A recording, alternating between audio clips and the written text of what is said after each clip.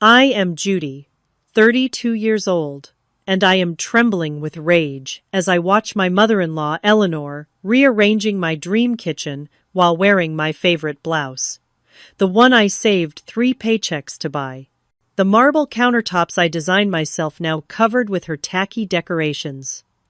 "We are staying indefinitely," she announces with that smirk I have grown to despise. My husband Aaron stands there betraying me with his silence. After 5 days of this torture, I disappeared without a word. Nobody expected what arrived at their doorstep next. The neighbors still talk about it. Before I tell you my story, let me know where you are watching from in the comments below. And be sure to like and subscribe if you want more stories about standing up for yourself when family crosses the line. I grew up in a middle-class family in Chicago, the kind where you never had quite enough, but never went without the necessities either. My parents worked hard to provide for me and my younger sister, instilling in us the value of independence and hard work. From an early age, I developed a fascination with architecture and design. I would spend hours sketching floor plans of my dream home on graph paper, imagining every detail from the wraparound porch to the bay windows in the reading nook. After graduating with my architecture degree, I spent 10 years working my way up at a respected firm in the city. I started as an assistant, making coffee runs and organizing blueprints, but eventually earned my place as a project manager for residential developments.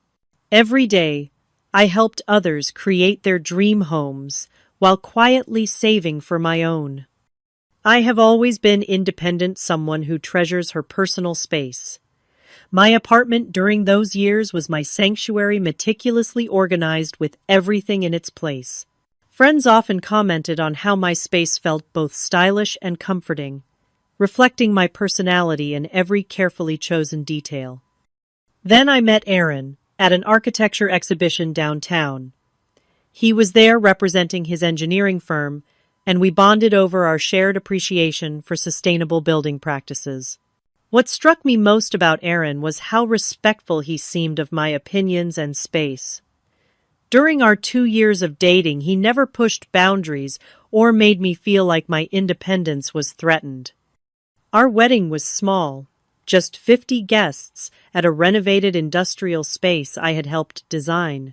Aaron had mentioned his parents were traditional and might find our wedding unconventional, so I was not surprised when only a handful of his family members attended. I met his parents, Eleanor and Harold, briefly at the ceremony.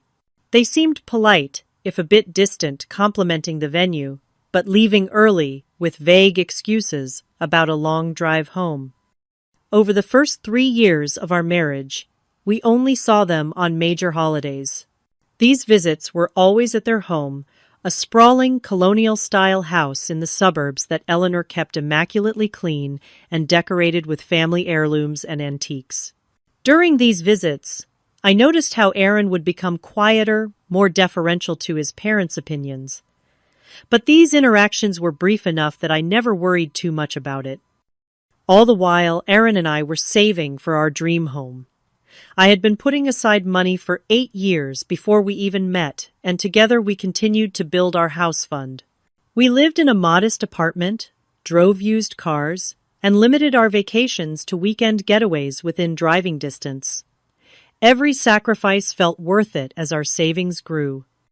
The house hunting process took a full year. I had a very specific vision and was unwilling to compromise on certain features. Aaron was patient, accompanying me to dozens of open houses every weekend. When we finally found the Victorian house with the good bones and the right location, I knew immediately it was the one. The previous owners had already renovated the plumbing and electrical systems, but the interior needed updating to match my vision. "The day we got the keys," I cried. After all those years of dreaming and saving, I was standing in my own home. The next 6 months were a whirlwind of renovation projects. I designed each room personally, working with contractors to bring my vision to life. The kitchen was my masterpiece, with custom cabinets in a soft blue-gray marble countertops, a farmhouse sink, and high-end appliances. I spent weeks selecting the perfect pendant lights to hang over the island, and the backsplash tiles were imported from Italy. Our bedroom became a retreat, with plush carpeting, a king-sized bed, and blackout curtains for the mornings Aaron wanted to sleep in. The guest bedroom was comfortable but simple, as we rarely had overnight visitors. My home office was set up with built-in bookshelves and a large desk overlooking the backyard garden where I could work on freelance projects in the evenings and weekends. Speaking of the garden, I invested significant time and money transforming the backyard. I planted roses, hydrangeas, and a small herb garden near the kitchen. We added a stone patio with comfortable outdoor furniture where we could enjoy morning coffee or evening wine. The first 6 months in our new home were blissful. Aaron and I established comforting routines. On weeknights, we would cook dinner together in our dream kitchen, talking about our days, while jazz played softly in the background. Weekends were for gardening, small improvement projects, and hosting occasional dinner parties for close friends. We talked about starting a family in a year or two, once we had fully settled into the house and built up our savings again after the renovation expenses. I had already mentally designated one of the spare bedrooms as a future nursery, though I kept this to myself, not wanting to jinx our plans. We developed friendships with several neighbors, particularly Laura and James next door, a couple around our age who often joined us for impromptu barbecues or game nights.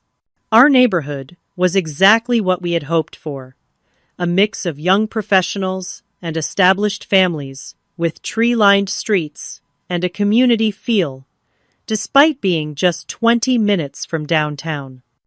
Everything felt perfect, like all our hard work and sacrifices had finally paid off.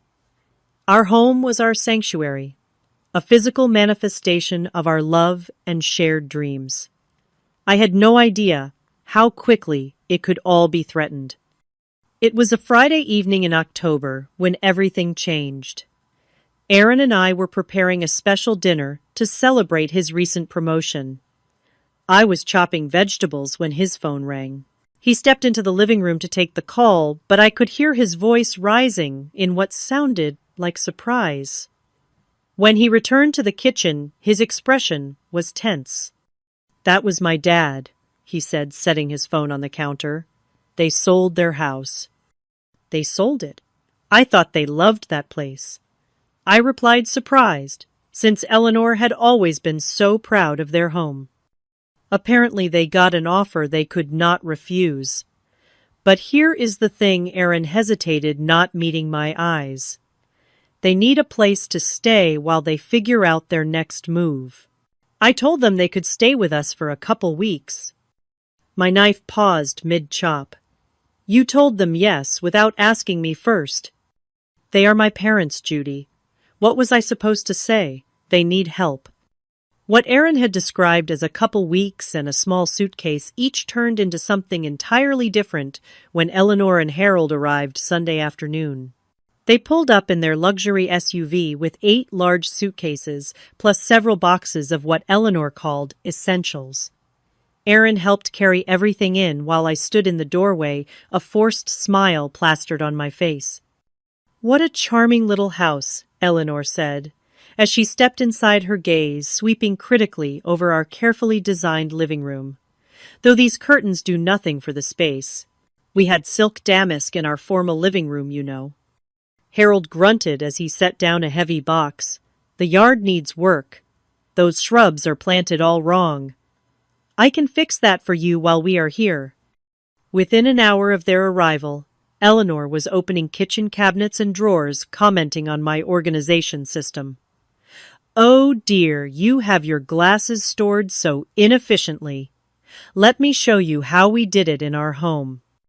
Before I could protest, she was rearranging my meticulously organized cabinets, placing everyday items on high shelves I could barely reach without a step stool. When I tried to interject, she waved me off with, "Trust me, I have been managing a household since before you were born." Harold, meanwhile, had commandeered the living room, adjusting the thermostat up 5 degrees because it is freezing in here, and changing the television to a sports channel at maximum volume. When I mentioned that Aaron and I usually kept the house cooler because of energy costs, he laughed and said, "Son, you need to make more money, so your wife does not have to pinch pennies on comfort." Aaron had told them they would be staying in the guest room, but Eleanor peeked into our master bedroom and said, "This will be perfect for us. The guest room is much too small for 2 people long term." Long term, I asked, alarm bells ringing in my head.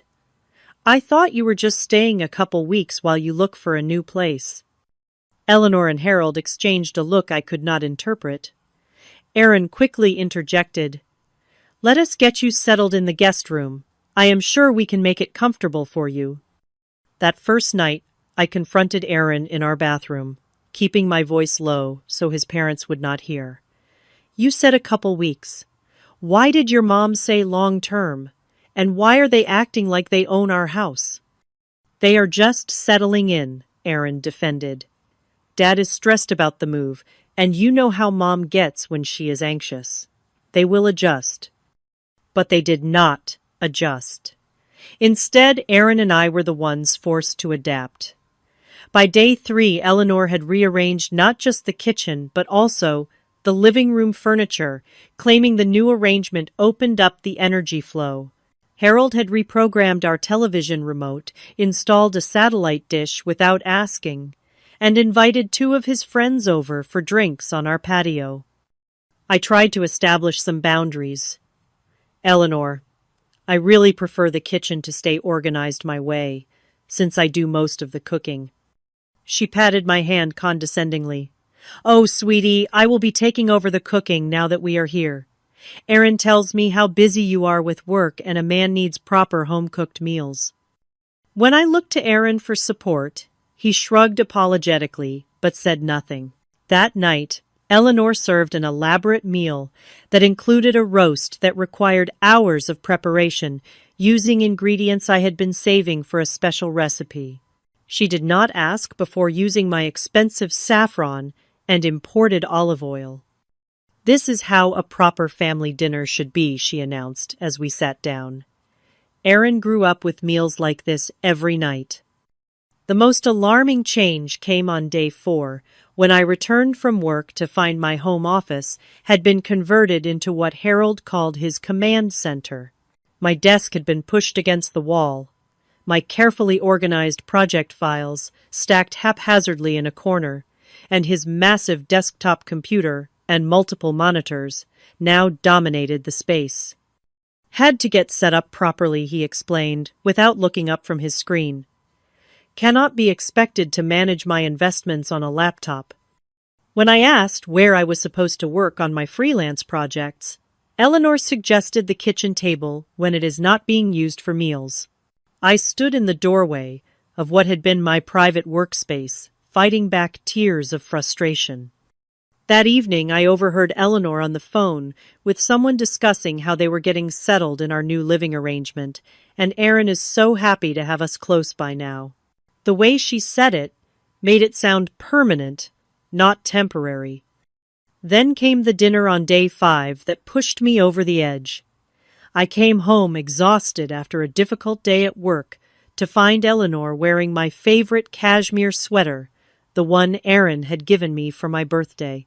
She was stirring something on the stove in my designer kitchen that now bore little resemblance to the space I had created. Harold and Aaron sat at the island drinking beer and laughing about something. None of them seemed to notice my arrival at first. I stood in the archway taking in the scene of these invaders who had so quickly colonized my sanctuary. "Oh, Judy, there you are." Eleanor finally noticed me. "I hope you do not mind, but I borrowed this sweater. Mine are still packed away, and it was a bit chilly today."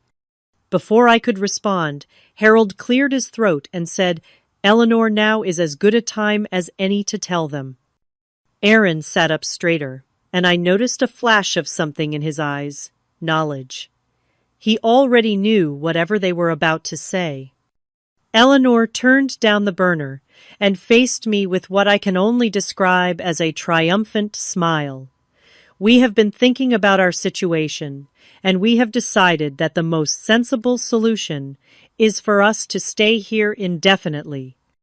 Indefinitely, I repeated, my voice barely audible. We sold our house because we needed to liquidate our assets, Harold explained. Made some investments that did not pan out. At our age, starting over with a mortgage does not make sense. And Aaron agrees that family should stick together, Eleanor added, shooting a look at her son. I turned to Aaron, waiting for him to contradict them, to remind them this was supposed to be temporary. Instead, he stared down at his beer bottle and said nothing. In that moment of silence, I felt a betrayal so deep it took my breath away. The morning after the indefinitely announcement, I woke up early and went to my closet to get dressed for work. Several of my favorite pieces were missing, including an expensive silk blouse I had splurged on after landing a major client. I found Eleanor in the kitchen, wearing not just my blouse, but also my designer jeans, which she had somehow taken in at the waist. "Oh, good morning, dear," she said cheerfully. "Hope you do not mind, but my clothes are simply not suitable for this casual lifestyle you and Aaron have. I will take good care of them." She had not asked. She had not even mentioned she would be borrowing them. She had simply taken what she wanted, as if my possessions were community property now that she lived here. Later that day, I discovered Harold had not only taken over my office, but had also changed the Wi-Fi password for security reasons and failed to share the new one with me. When I asked Aaron about it that evening, he seemed uncomfortable but defended his father. "Dad is just being cautious. You know, he used to work in IT before he retired. He is worried about hackers." "But it is our Wi-Fi, Aaron. I need the password for my work. And why is your mother going through my closet without asking?" Instead of addressing my concerns, Aaron turned defensive. "They are adjusting to a difficult situation, Judy. They lost their home, their independence. Can you not be a little more understanding? They are older and set in their ways." "And what about our ways? This is our home that we worked for years to buy. Does that not matter?" Aaron's face hardened. "They are my parents. They raised me, sacrificed for me. Now they need our help, and you are acting like they are invading your precious space." "Because they are," I exclaimed, my voice rising, despite my efforts to stay calm. "Your mother is wearing my clothes without asking. Your father took over my office and changed our security system. They rearranged our entire kitchen and living room. That is the definition of invasion." Aaron stood up and grabbed his keys. "I am going out. I cannot talk to you when you are being selfish like this." He left me standing alone in what no longer felt like my own kitchen. As I leaned against the counter trying to process what was happening, Eleanor appeared in the doorway. "Marriage requires compromise, dear," she said with false sympathy. "Aaron has always been a family boy. Surely you knew that when you married him." The next day I came home to find Eleanor had invited her bridge club over. 4 elderly women sat in my living room, drinking from my special occasion teacups, eating cookies, served on my grandmother's antique plates that I kept carefully stored for sentimental reasons. "Ladies, this is Aaron's wife, Eleanor," introduced me as if I were an afterthought in my own home. "She works so much we hardly see her." One woman looked at me with pity. "It must be hard balancing a career with keeping a home. In my day, we knew our priorities." Another added, "Eleanor has been telling us how she has had to step in to help around the house. Such a blessing for a busy young woman to have an experienced homemaker around." I excused myself before I could say something I would regret. In our bedroom, I found that Harold had moved our television to their room because the game was on, and Aaron said it would be fine. Our bedroom now felt smaller, emptier, yet another space violated. The financial intrusion began subtly. First, it was Harold mentioning casually over dinner that he had borrowed money from Aaron for some investment opportunity. Then it was Eleanor returning from shopping with bags from expensive stores, purchases made with what I later discovered was our joint credit card. When I confronted Aaron about the charges, his response stunned me. They need some things to feel comfortable here. Dad is going to pay us back once his investment pays off. What investment? And how much have you given them without discussing it with me first?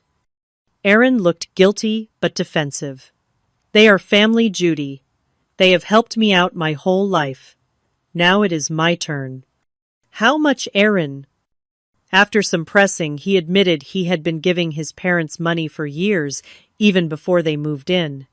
Small amounts at first, but increasing over time as their financial situation deteriorated. The recent investment was $15,000 from our joint savings money we had been setting aside for having a baby. We can save again, he insisted when he saw my shock. Dad says this opportunity could double our money. The same dad who had just admitted to making failed investments that forced them to sell their house. The violations of my space, my possessions, and now our financial future continued to escalate. Harold began smoking cigars on our back patio, despite my asthma and our house rule of no smoking. When I mentioned it to Aaron, he suggested I stay inside if the smoke bothers you. Eleanor criticized my cooking, my cleaning, my decorating choices, all within earshot of friends or neighbors, positioning herself as the savior who had arrived just in time to fix her son's domestic situation. Aaron was always used to a higher standard, at home she would say, with a meaningful look in my direction. The breaking point came exactly 2 weeks after they moved in. I came home early from work with a migraine to find Eleanor had completely reorganized my kitchen. The special chef's knives my culinary school friend had given us as a wedding present were gone, replaced with Eleanor's old set from the 80s. My collected cookbooks had been boxed up and moved to the garage to make room for Eleanor's China dogs collection on the shelves. When I asked where my things were, Eleanor waved dismissively. I donated those old knives to the church rummage sale. They were taking up too much counter space with that block thing. And those cookbooks were just gathering dust. No one uses books for recipes anymore, dear. Everything is online now. I stood frozen in place, unable to process that she had given away my personal belongings without asking. Items with both monetary and sentimental value gone because she decided they were unnecessary. While I was still reeling from this discovery, Harold proudly showed me the improvement he had made to our living room, a 70-inch television mounted on the wall where my favorite painting had hung. The wall was now damaged with multiple drill holes from his trial and error mounting process, and cables hung visibly down to the power outlet. Had to get a proper television in here, he explained. That little 36-inch thing you had was practically unwatchable. Aaron and I split the cost. More money spent without my knowledge or consent. More permanent changes to our home made unilaterally. I found Aaron in the garage and confronted him about both situations. You let your mother give away my professional knives. And you helped your dad buy a television we do not need, without discussing it with me first. Aaron looked uncomfortable but stood his ground. Mom thought she was helping organize things, and she did not realize the knives were special. As for the television, Dad and I watch a lot of sports together now. It is nice having him around for that. This is not about knives or televisions, Aaron. This is about respect and boundaries. Your parents are taking over our home, spending our money, and you are letting them. They are family, He repeated the phrase that had become his mantra. That evening, after everyone had gone to bed, I discovered the final straw. On our shared laptop, I found an open browser tab showing a local home renovation company's website. In the email draft was a message from Harold to the company discussing plans to convert our back garden into an outdoor entertainment space with a built-in grill television and wet bar. The estimated cost was nearly $30,000, money we simply did not have unless we drained our savings completely. Another tab showed Eleanor had been researching how to legally establish residence in a property with notes about tenant rights in our state. They were not just staying indefinitely. They were planning to establish legal rights to our home. The next morning, I asked Aaron to meet me for lunch, away from the house and his parents. We met at a small cafe downtown, a neutral territory where I hoped we could have an honest conversation without interruption. "We need to talk about your parents and set some boundaries," I began once we had ordered. "This situation is not working for me, Aaron. They are taking over our home, our finances, and our lives."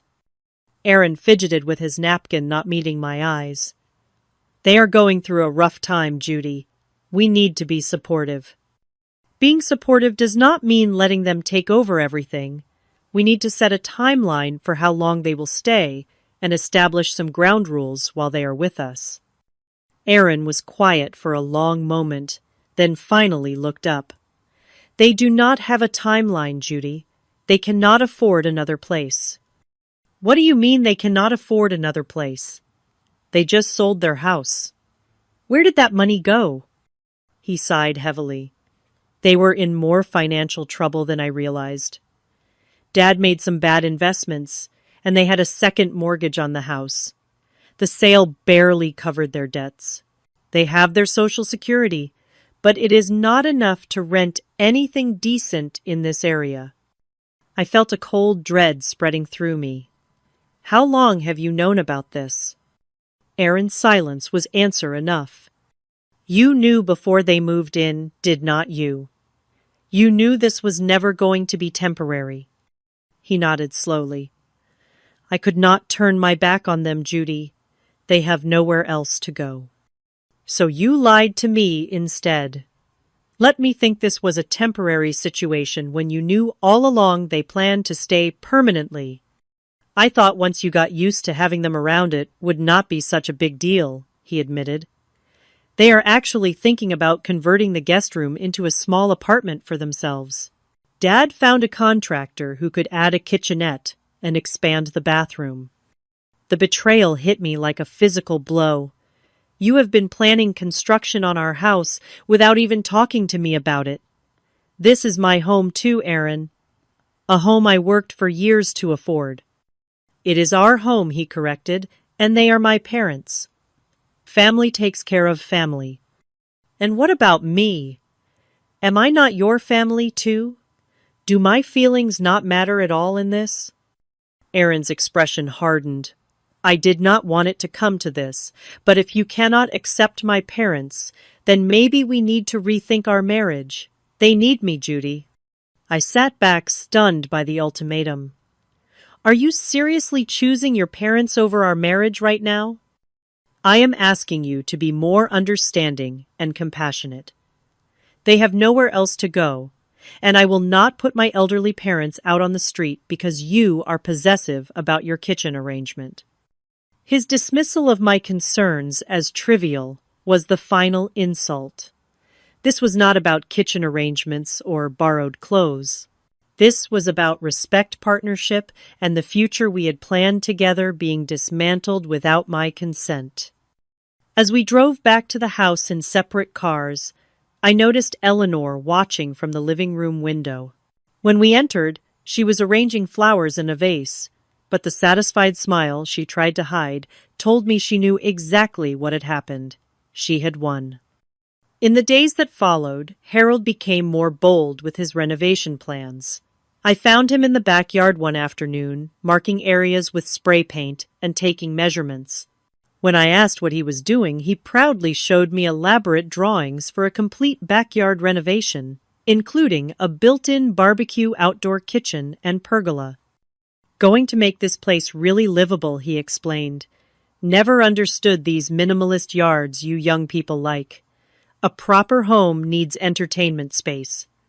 Harold, we cannot afford a renovation like this right now, I tried to explain, and we were saving that space for a play area, eventually. He waved off my concerns. Aaron and I discussed it. We are going to use some of your home equity. Property values in this neighborhood are strong, so it makes sense to invest back into the house. They were planning to take out a loan against our house, a house that had been my dream for so long to fund renovations I did not want or approve of. When I tried to discuss this with Aaron that evening, he avoided the conversation, saying he was too tired from work and would talk about it later. Later never came. That night, I lay awake beside Aaron, feeling like a stranger in my own bed, in my own home. I realized with painful clarity that this was no longer a situation that could be resolved with better boundaries or clearer communication. Aaron had made his choice, and it was not me. I slipped out of bed and went to the guest bathroom, the only space in the house that still felt somewhat mine since Eleanor and Harold rarely used it. I called my best friend Nicole despite the late hour. They are planning to take out a home equity loan to renovate the backyard, I whispered into the phone. Aaron gave me an ultimatum today. Either I accept his parents living with us permanently, or our marriage is over. Nicole was silent for a moment, before asking, "Whose name is on the house?" "Judy." "Both of ours, but I put down most of the down payment from my savings before we were married." "You need to talk to a lawyer," Nicole said firmly. "Tomorrow, before they can take out any loans or establish residency rights." The next morning, I called in sick to work and met with Sarah, a family law attorney Nicole had recommended.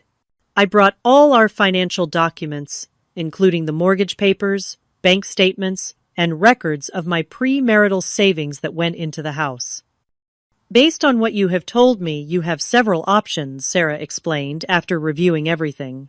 "Since you contributed the majority of the down payment with funds you had before marriage, you have a strong claim to the house in case of divorce. However, your in-laws could potentially establish tenant rights if they stay long enough, which could complicate matters. What about the loans they are planning to take out against the house? Your husband cannot legally take out a home equity loan without your signature since you are both on the deed. If he tries to forge your signature, that would be fraud." Sarah helped me understand my rights and the steps I could take to protect myself and my home. I left her office with a clear plan and a sense of resolve I had not felt in weeks. As I sat in my car in the parking garage, I made several phone calls. First to my bank, where I opened a separate account in my name only and transferred my personal savings that remained separate from our joint accounts. Then to my boss, explaining that I was dealing with a family emergency and might need some flexibility in the coming weeks. Finally to a locksmith, though I did not yet schedule an appointment. When I returned home that afternoon, I found Eleanor wearing another of my outfits, this time a dress I had been saving for an upcoming client presentation. She was hosting her church group in our living room, serving them tea in my grandmother's china. "Judy, there you are," she said with false cheer. "I was just telling the ladies about our new living arrangement. So wonderful for Aaron to have home-cooked meals every night. Now is not it." One of the women added, "Eleanor was saying how you are hardly ever home. Such a blessing that she can provide a proper family environment for her son again." I smiled tightly and excused myself. In our bedroom, I found that several of my framed family photos had been removed from the dresser, replaced with pictures of Aaron's childhood and his parents.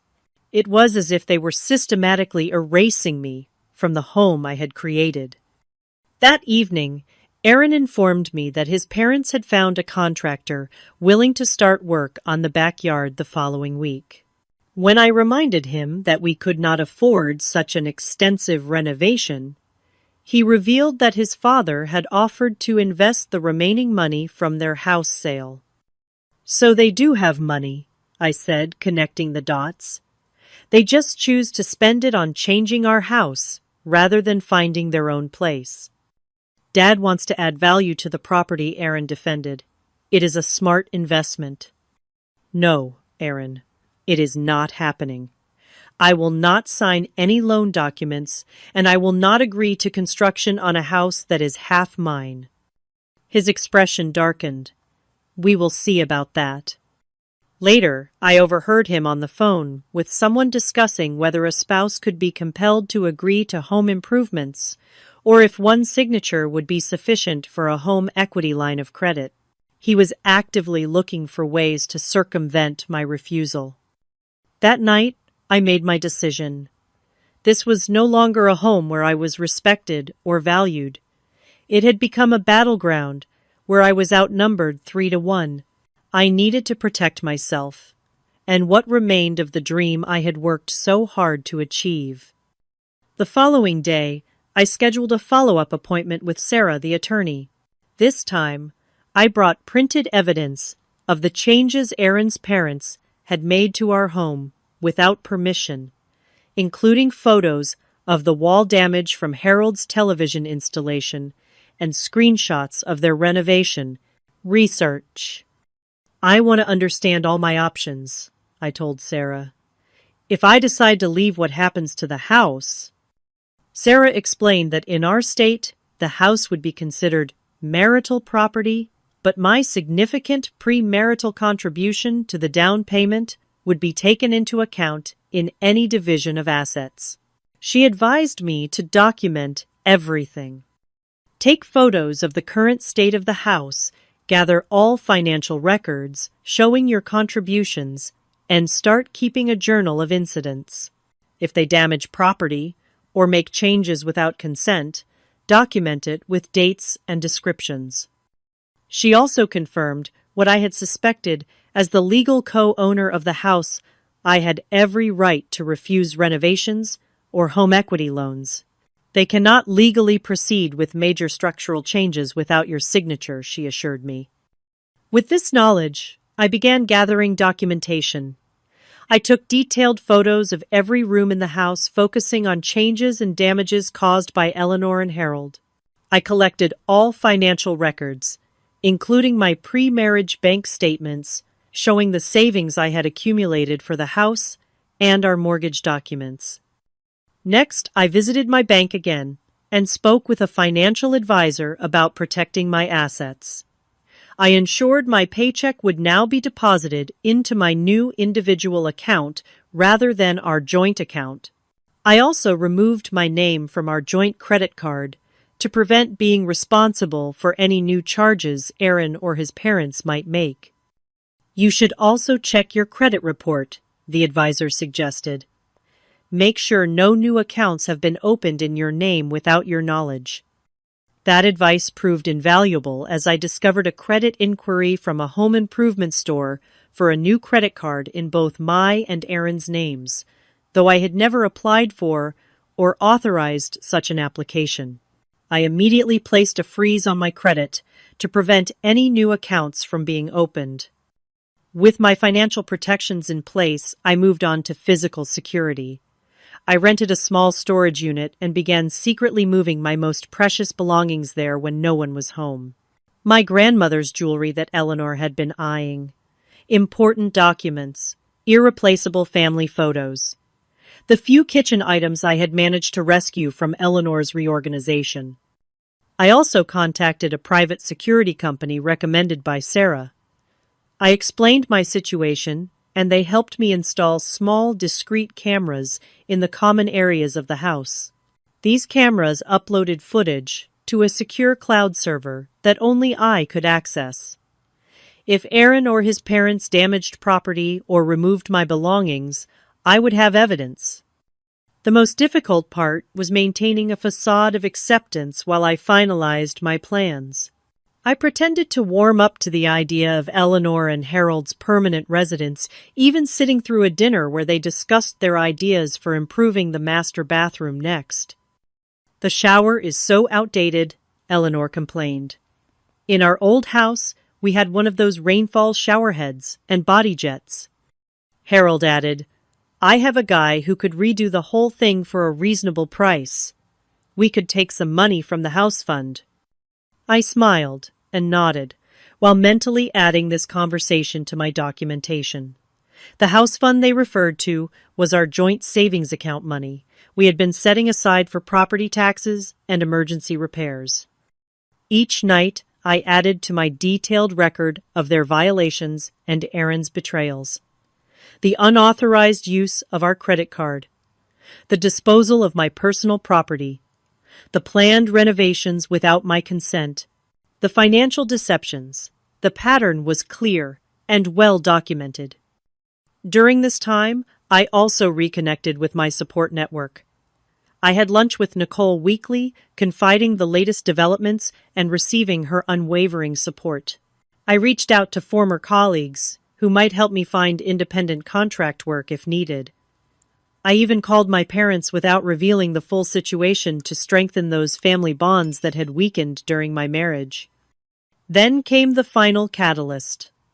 I returned home early one day to find Eleanor had entered our bedroom closet and was sorting through my remaining clothes, placing many in a donation box.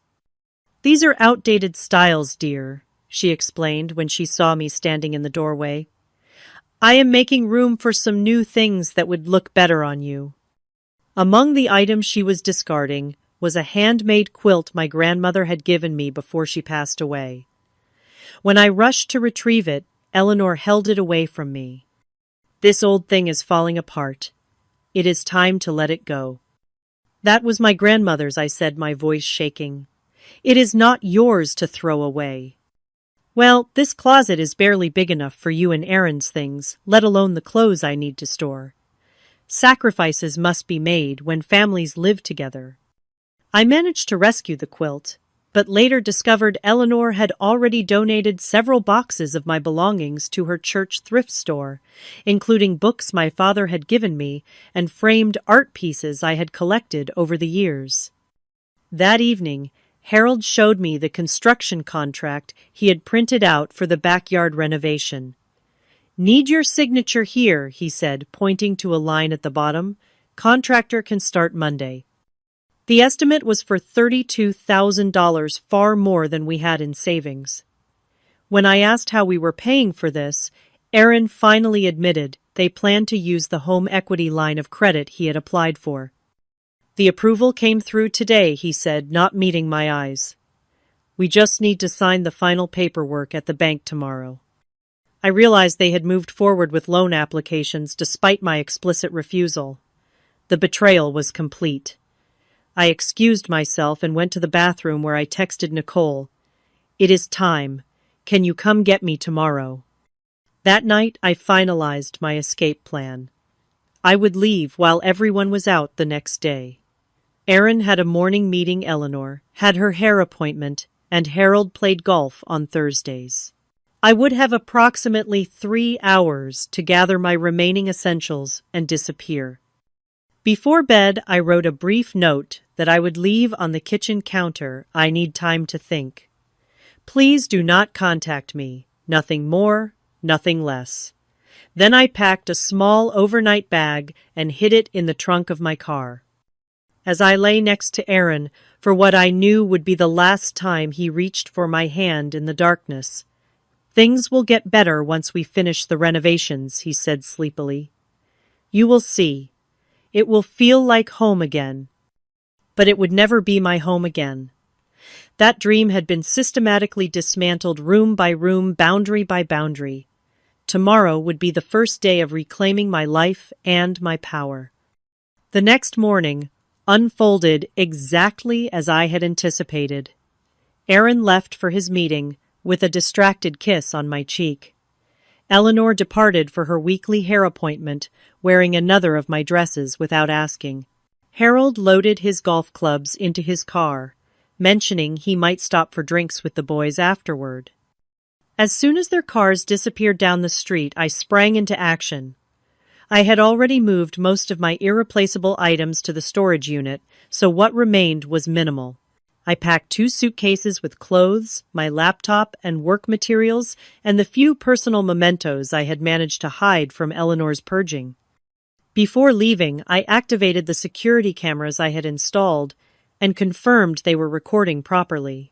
I changed all my passwords, removed my personal information from our shared computer, and left my house key on the counter beside the brief note I had prepared.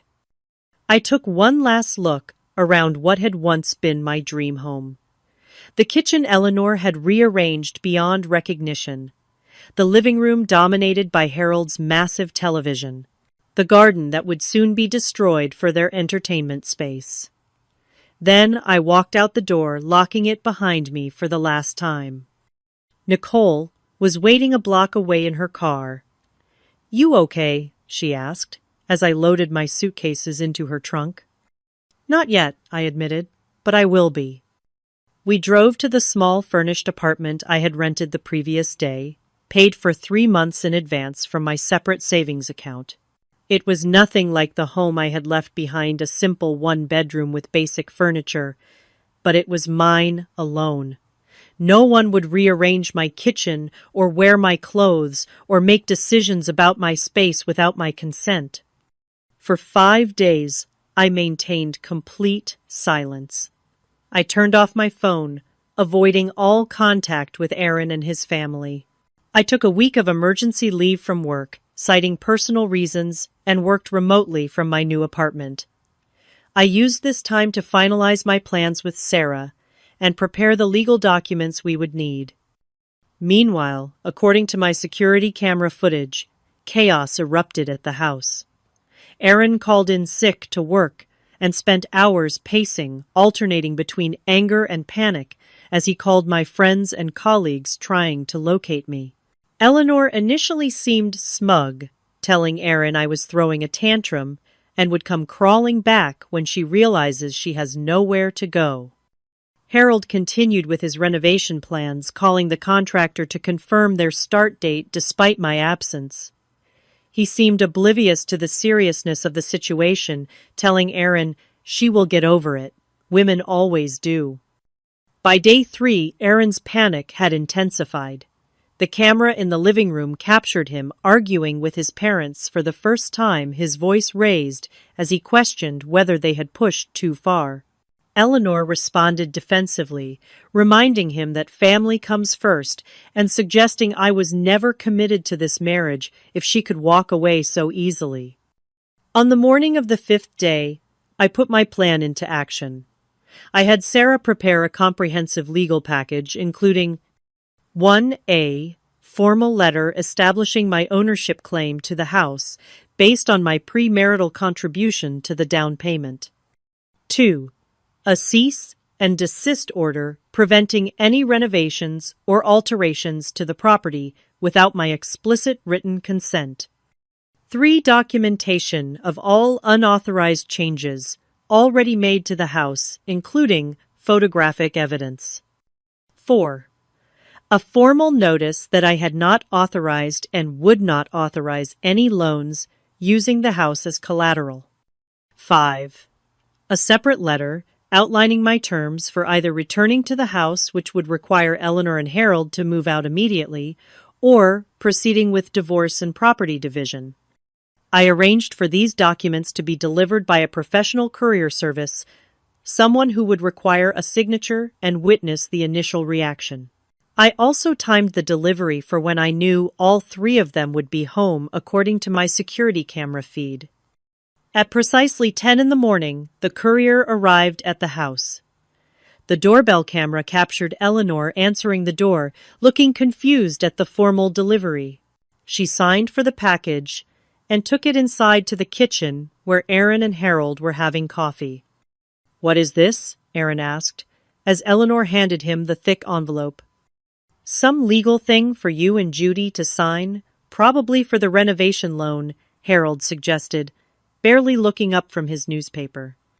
Aaron opened the envelope and began reading the first document. His face paled visibly as he continued to the next page and the next. Eleanor peered over his shoulder, her expression changing from curiosity to shock. "What does it say?" Harold demanded when he noticed their reactions. Aaron's voice was hollow as he summarized Judy is claiming primary ownership of the house based on her down payment.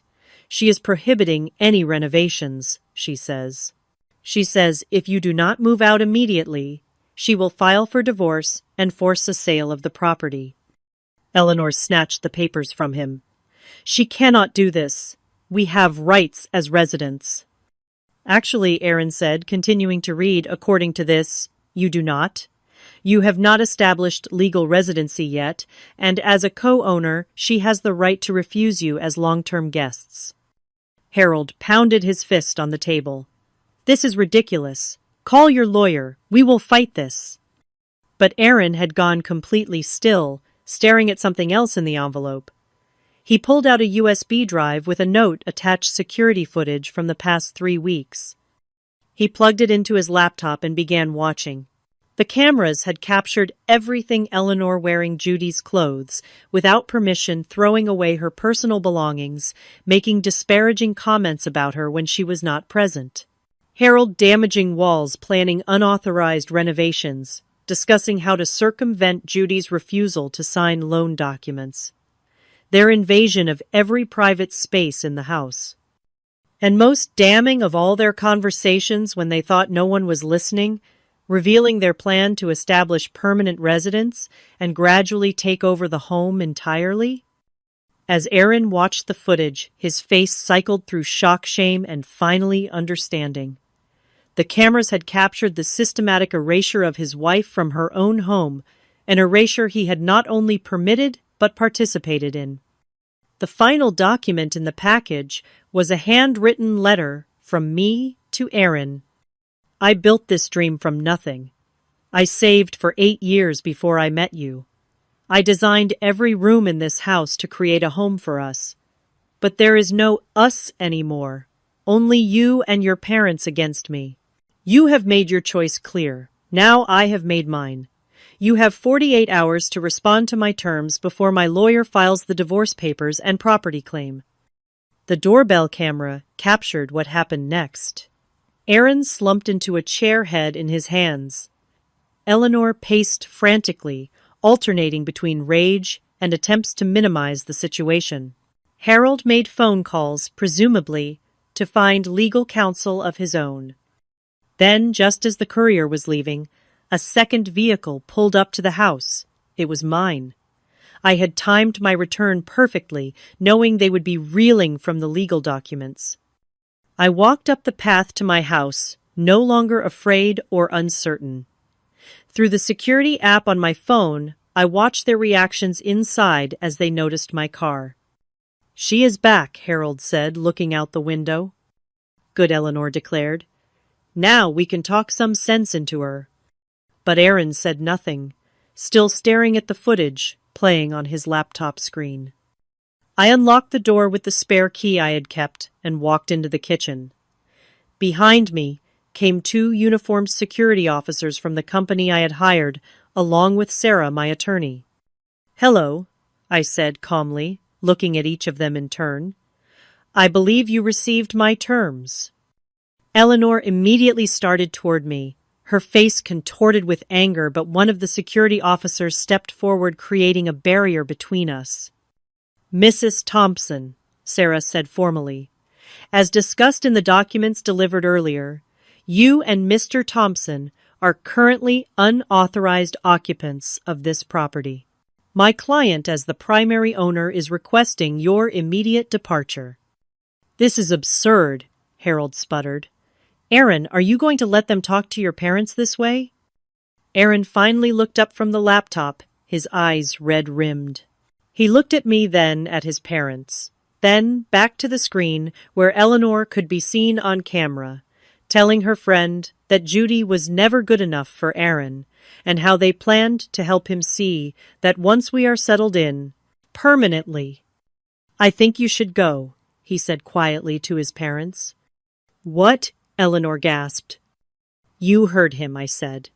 "You have 1 hour to pack your essential belongings. The rest can be arranged later through our attorneys." "You cannot do this," Harold protested. "We have rights." "Actually, sir," one of the security officers interjected as, "You have not established legal residency and are here as guests of the homeowners. You can be asked to leave at any time.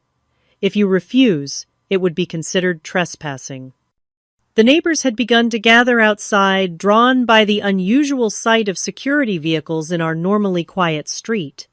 Laura, from next door, stood on her porch, watching with undisguised interest as the drama unfolded. Eleanor made one last desperate attempt. "Aaron, choose right now, us or her." Aaron looked at the laptop screen again, then at me, standing tall and composed after days of planning and years of saving for this home. "I think I have done enough choosing for both of us," he said quietly. "I will help you pack." The security officers accompanied Eleanor and Harold to the guest room to collect their things, ensuring they took only their own belongings. Within the hour, they were loading their suitcases into Harold's car, their faces a mixture of shock and fury. As they pulled away from the curb, the neighbors who had gathered tried to pretend they were not watching, but I could see Laura give me a subtle thumbs up from her yard. The story would be all over the neighborhood by dinner time, but for once, I did not mind being the subject of conversation. With Eleanor and Harold gone, the house felt eerily quiet. Aaron stood in the living room looking lost in what had once been our shared space. "I never saw it," he said, finally breaking the silence. "I never saw what they were doing to you, to us." "You did not want to see it," I replied, keeping my voice steady. "You chose not to." Sarah and the security team had left, but not before helping me change all the locks and security codes. I had legal protection now, and the physical means to enforce it. My home was mine again, but the damage done to my marriage remained an open question.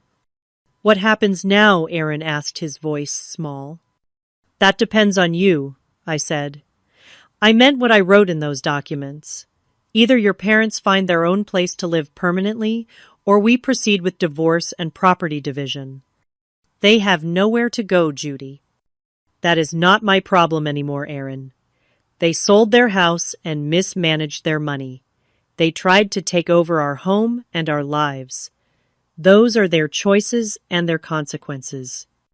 Aaron spent that night in a hotel, giving me space in the house while he figured things out. The next day, he returned with a proposal. His parents would stay with his sister in another state until they could find an affordable senior apartment. He would help them financially from his personal funds, not our joint accounts. And he wanted to try to repair our marriage if I was willing. "I failed you," he admitted. "I let them steamroll over everything we built together. I do not expect you to forgive me right away or maybe ever, but I want to try to make it right." I agreed to consider marriage counseling, but made it clear there would be no second chances if his parents ever attempted to move in again. We would need to rebuild trust, slowly, starting with complete financial transparency and respect for each other's boundaries. The physical restoration of our home began immediately. I hired professionals to repair the wall damage from Harold's television installation. I completely redesigned the kitchen that Eleanor had rearranged beyond recognition, creating an even more beautiful and functional space than before. The bedroom returned to a sanctuary with new bedding and curtains to replace what Eleanor had changed. My office was restored to its former state with improved security on my computer and files. Each room that had been invaded was reclaimed and renewed, often better than its original state. The backyard, which Harold had marked for his entertainment complex, became my special project. Instead of concrete and built-in grills, I created a peaceful garden retreat with a small fountain, comfortable seating, and beds of lavender and roses. It became my thinking space, where I could reflect on how close I had come to losing everything I had worked for. Aaron and I attended weekly counseling sessions where we worked through the deep betrayal I had experienced and his failure to protect our partnership. Progress was slow and sometimes painful. There were nights I questioned whether our marriage could or should be saved. The hardest part, I told our therapist during one session, is not knowing if he would make the same choice again if pressured by his family. Aaron struggled to rebuild my trust, but showed his commitment through consistent actions rather than just words. He maintained strict boundaries with his parents, including limited contact and no financial support beyond what he could provide from his personal funds without affecting our household. My relationships with friends and colleagues strengthened during this time. Nicole remained my steadfast supporter, coming over to help with home projects and providing a listening ear when I needed to process my feelings. My coworkers, who had seen me withdraw during the invasion, welcomed back my renewed focus and creativity. The neighbors, particularly Laura and James, became closer friends after witnessing the dramatic special delivery day. "We were all rooting for you," Laura confessed over coffee one morning. Eleanor kept telling everyone she was permanently moving in to fix your home because you were never there. We knew something was wrong. 6 months after the confrontation, our home and lives had transformed. The house once again reflected my vision and our shared tastes, with no trace of Eleanor and Harold's attempted takeover. Aaron and I had established new patterns of communication and respect, though full trust was still a work in progress. Most importantly, I had discovered my own strength and boundaries. I learned that sometimes fighting for what you have built means being willing to walk away from those who do not respect it.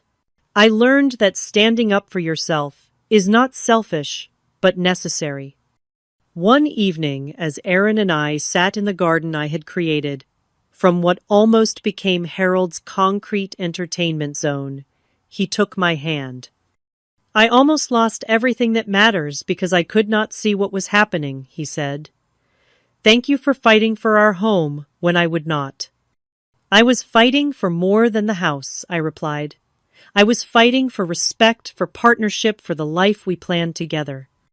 The garden fountain bubbled peacefully in the background as fireflies began to appear in the twilight. This was home again, not just the structure, but the feeling of safety and belonging I had worked so hard to create. Is there someone in your life who has crossed your boundaries? Have you ever had to stand up for yourself against family members who did not respect your space or decisions? Share your experiences in the comments below. And if my story helped you realize the importance of setting boundaries, please like and subscribe for more real-life stories about reclaiming your power. Remember, sometimes the most loving thing you can do for yourself is to say no to those who do not respect your yes. Thank you for listening, and I hope my journey gives you courage for your own.